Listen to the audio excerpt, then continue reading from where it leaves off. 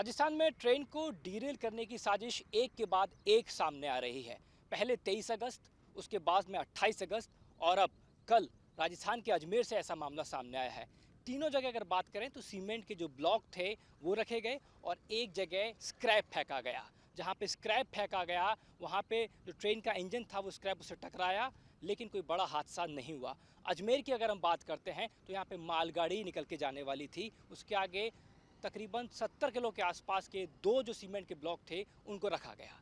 एक के बाद एक तीन घटना में 17 दिन के अंदर राजस्थान में सामने आई हैं। लेकिन बड़ा सवाल ये है कि आखिर इन तमाम साजिशों के पीछे मंसूबे क्या हैं और इन साजिशों के पीछे क्या कोई खास व्यक्ति या कोई खास तरीके के जो हम बात करते हैं आतंकी गतिविधि या किसी संगठन का बैकग्राउंड तो नहीं है। इन तमाम साजिशों को लेकर स्थानीय स्तर पे पुलिस जांच कर रही है, लेकिन देश की जो तमाम एजेंसी हैं, राजस्थान की जो अलग अलग एजेंसी हैं, वो भी इन तमाम हादसों को लेकर जांच कर रही हैं। लेकिन अभी तक गनीमत यह है कि कोई भी बड़ा हादसा राजस्थान से सामने नहीं आया है।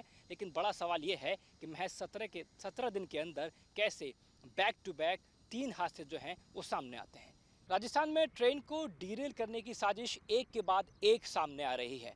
पहले 23 अगस्त, उसके बाद में 28 अगस्त और अब कल राजस्थान के अजमेर से ऐसा मामला सामने आया है।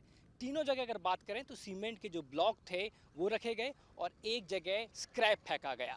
जहाँ पे स्क्रैप फेंका गया वहाँ पे जो ट्रेन का इंजन था वो स्क्रैप उससे टकराया, लेकिन कोई बड़ा हादसा नहीं हुआ। अजमेर की अगर हम बात करते हैं तो यहाँ पे मालगाड़ी निकल के जाने वाली थी। उसके आगे तकरीबन 70 किलो के आसपास के दो जो सीमेंट के ब्लॉक थे उनको रखा गया। एक के बाद एक तीन घटना में 17 दिन के अंदर राजस्थान में सामने आई हैं। लेकिन बड़ा सवाल ये है कि आखिर इन तमाम साजिशों के पीछे मंसूबे क्या हैं और इन साजिशों के पीछे क्या कोई खास व्यक्ति या कोई खास तरीके के जो हम बात करते हैं आतंकी गतिविधि या किसी संगठन का बैकग्राउंड तो नहीं है। इन तमाम साजिशों को लेकर स्थानीय स्तर पे पुलिस जांच कर रही है, लेकिन देश की जो तमाम एजेंसी हैं, राजस्थान की जो अलग अलग एजेंसी हैं, वो भी इन तमाम हादसों को लेकर जांच कर रही हैं। लेकिन अभी तक गनीमत ये है कि कोई भी बड़ा हादसा राजस्थान से सामने नहीं आया है। लेकिन बड़ा सवाल ये है कि महज 17 दिन के अंदर कैसे बैक टू बैक तीन हादसे जो हैं वो सामने आते हैं।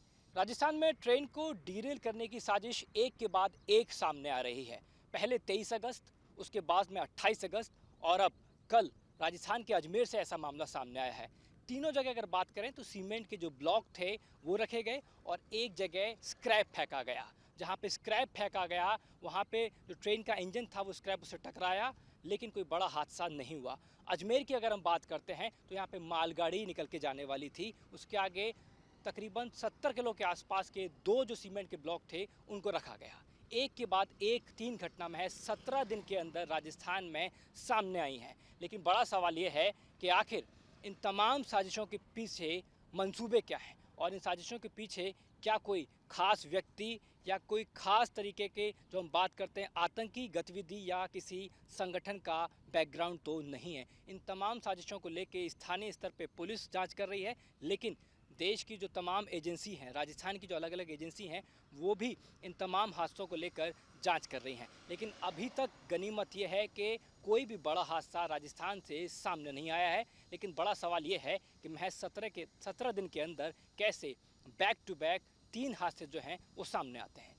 वीडियो जर्नलिस्ट राजू चौधरी का Ashutosh Sharma, news nation, Jaipur. News nation अब व्हाट्सएप पर खबरों की ताजा अपडेट के लिए न्यूज नेशन के इस क्यूआर कोड को स्कैन करें